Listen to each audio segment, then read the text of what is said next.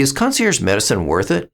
Let's look at the pros and cons. I think we should start with the cons. And the first con, well, it's money. These practices are not free. Now, sure, we're not talking about a house payment or a college education, but still, most of these practices are a few $100s a month. Well, you might say, look, I'll make my own coffee and get a blueberry muffin from Costco instead of going to Starbucks every day. That would cover the cost. But still, we have to see that there's value for the money you're spending. The next problem is that some of these practices are, well, they're a little bit gimmicky. You know, you'll see on their website they're pushing Botox and fillers and other cosmetic procedures. They want to run huge genetic testing on you at a discount. They want to do total body scanning.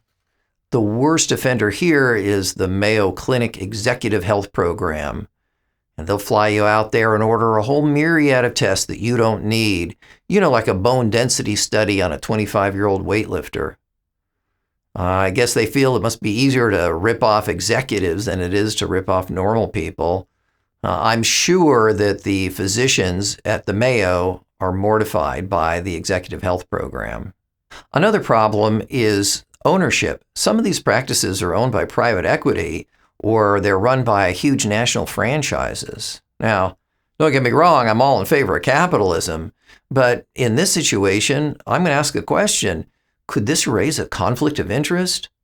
And then I'll answer the question, yeah, of course it could. Maybe not the most ideal ownership structure. Also, some of these practices are part of a large hospital system. Do you lose a little something in concierge medicine when your doctor is one of 1,000, part of a big system like that? I do worry about it. On the other hand, many of these practices really just have one doctor. Now, you can get great care from a solo practitioner, and I was in solo practice in the first years that I ran MedNorthwest, but I do feel that it's not optimal. The exact number of concierge physicians that would make the perfect size, maybe it's 3, maybe it's 10. I just don't think it's 1 or 50. A final negative to think about is that if you do join a concierge practice, you get used to it and it's pretty hard to return to the real world afterwards. It's sort of like flying first class for a year or two. Suddenly if you go back to coach, boy, that's tough. I say that so you think that I'm always jetting around the country first class. Reality is I couldn't afford to fly first class unless I get miles. You know, people are a lot more health conscious these days. But if you think about it, many of the diseases that we treat in internal medicine and in family practice relate to unhealthy eating. If the entire country is following a much healthier diet, this could impact the future demand not only for concierge medicine, but really for healthcare overall. And that's why I'd like to thank the sponsor of this video, the Kellogg's Corporation, makers of Kellogg's Frosted Flakes glazed donut hole version. There's nothing like marketing and selling a highly sugared breakfast cereal to small children to guarantee an excellent future supply of internal medicine patients.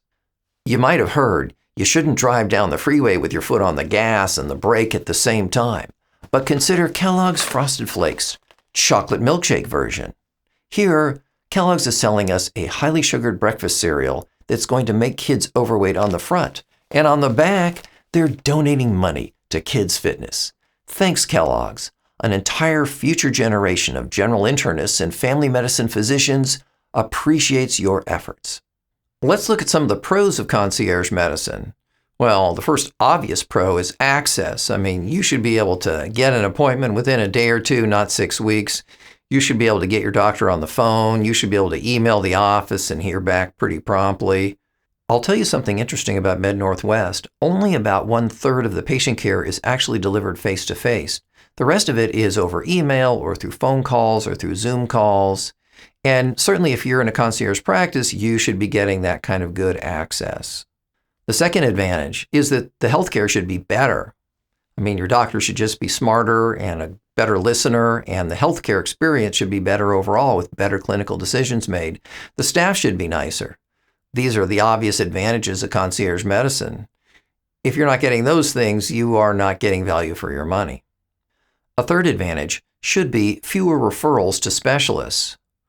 Well, think about it. Now, if I were in the real world practicing primary care, well, I'd kill myself. But other than that, if I had to see 25 people a day, of course I'm going to try to refer every skin thing to dermatology and every musculoskeletal problem to some orthopedic guy. I just want to get through my day as quick as I can.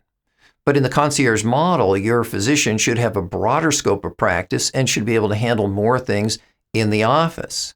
The fact is that there are many illnesses, many diagnoses for which it's better to have your primary care physician manage it. The specialists are great at some things and they're lousy at others, just like anybody else. Also, a potential advantage is fewer visits to the ER or to urgent care. In concierge medicine, there should be a more open schedule so you could be seen promptly, and many things that might get sent off to the ER could be handled in the office. Sure, sometimes a patient calls me up and I'm like, yeah, that's an ER visit. There's no way I could get all that done through my office in the time you need it done. But other times, we are able to help people and keep them out of urgent care centers and emergency departments. I mean, if you think about it, a couple ER visits, by the time you throw in your copays and deductibles, you probably paid for a lot of the concierge medicine costs for a year. Should healthy people join a concierge medicine practice? Well, when I first started, I would get calls from potential patients and they'd tell me, look, I'm really healthy. I like what you're doing, but do you think I need it? And I tell them, yeah, probably not. Why don't you just pretend you're my patient in your brain, but don't tell me about it? That way you don't have to pay any money. And when something goes wrong, pick up the phone, call, and join up. I don't say that as much anymore. And the reason I don't say that is that the system is so broken right now. I think it's good for anybody who can afford it to have some type of connection to a concierge practice. It doesn't have to be ours, but somewhere where you know you belong, you can get in and someone will look after you and advocate for you. The primary care situation is really pretty dreadful right now.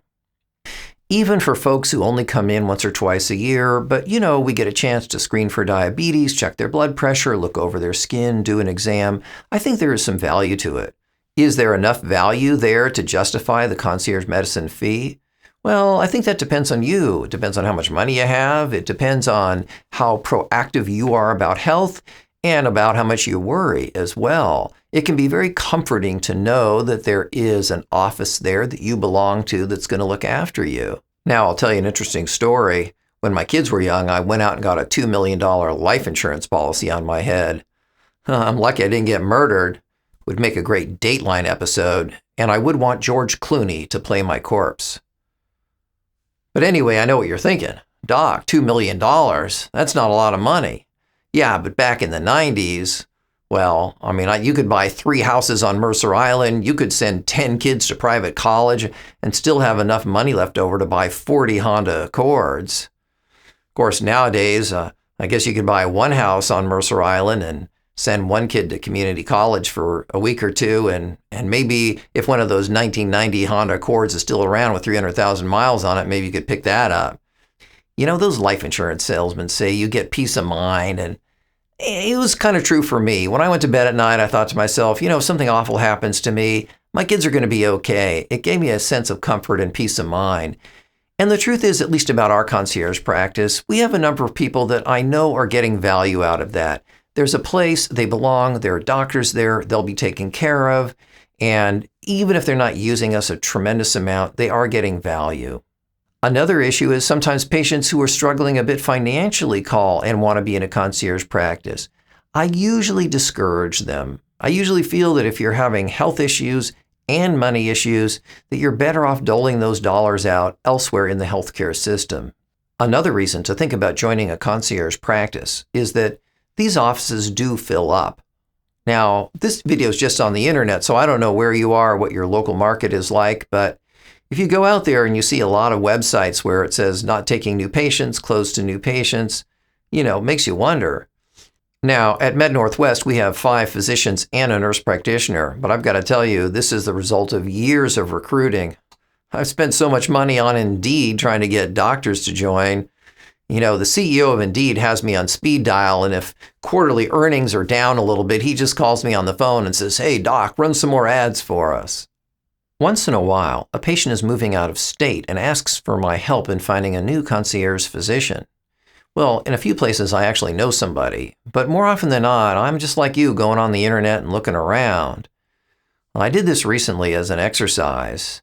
And I looked at one city in the United States to see what the local market was like for concierge medicine. I don't want to name the city, and I don't want to be, casting aspersions on any other part of the country. But let's just say that it's a city where the Miami Dolphins play football. When I went to look at the concierge offerings in this unnamed city in Florida, what I found was kind of interesting. A lot of the things I worry about in the concierge medicine space were evident there. There were practices where none of the doctors had gone to medical school in the United States or Canada. There were practices where there was only one doctor or part of a huge chain where there was thousands. And so it's definitely something that requires a little bit of care and nuance. Now, here in Seattle, we're really quite fortunate.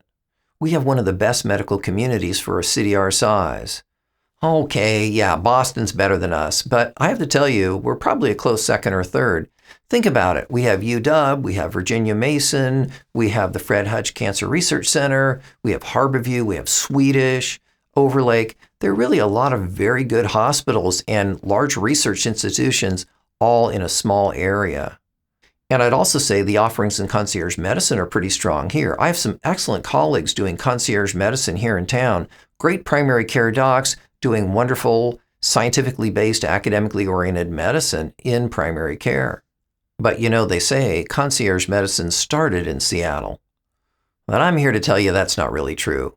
Now, I grew up in Los Angeles, and my parents had a primary care physician, Arnie Derwin. And Arnie was an old school primary care doc. He had a little bit of that sort of East Coast New York, Boston accent that, maybe some doctors tried to develop on their own because we always think doctors from Boston are smarter. But in any event, he went to his 300 most favored patients out of 2,000 and said, I'd like to invite you into a membership-only medical practice. Didn't call it concierge back then because no one knew what that was. And this is in the 1980s. I was fortunate that my parents were invited in to Arnie's practice. Now, my aunt and uncle, who were Hollywood screenwriters, twice nominated for an Academy Award and lost both times, they didn't get invited in. So not only did they lose the Academy Award, but they also didn't get invited into probably the first concierge medicine practice in the country. But my parents got really good care there, and later on, of course, Arnie retired, and he passed away a few years ago.